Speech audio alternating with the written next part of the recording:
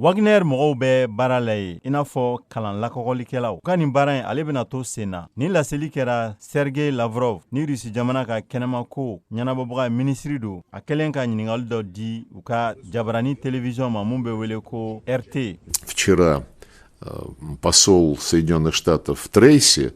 общалась с российскими Lavrov a y'a yira k'a fɔ ko farajɛla ani Faransi kɛrɛnkɛrɛnliyala u ye u bolo bɔ nin farafin jamana fila kɔrɔ o kosɔn u ye wele bila Rusi la ani Wagner ma yaasa u ka se ka Sardasu kalan lakɔgɔlikɛlaw wele ka na ani ka se k'u ka ɲɛmɔgɔw olu ka lakana k'o sabati. Farajɛ jamanaw miiriya ye k'a fɔ ko Wagner talen don yaasa ka se ka Rusi jamana ka kɛnɛma yankan k'o fanga bonya. O kosɔn u y'a jalaki k'a fɔ ko a bɛ nijuguya wale kɛ ani ko a bɛ dugujukɔrɔ nafolo bɔ. Nin ɲininkali senfɛ mun dira Jabarani RT la, Lavrov y'a fɔ fɛnɛ tuguni ko Evgeny Prigogine ni Wagner ɲɛmɔgɔ don a ka murutili ko a tɛna yɛlɛma fosi don Rusi jamana ka wulikajɔ la ni a teri u ye ko wele caman kɛra kɛrɛnkɛrɛnlela kɛnɛmamɔgɔw fɛ minnu lasera jamana ɲɛmɔgɔ ma Vladimir Putin yaasa ka se k'u ka dɛmɛ ani sinsili ta k'o ɲɛsin a ma. A ka kuma la a ɲininkalen n'a sɔrɔ ko yɛlɛma bɛna don Rusi jamana ka wulikajɔ la duniya kɔnɔna la nin ko sababuya la Lavrov y'a jaabili kɛ k'a fɔ В частности, CNN,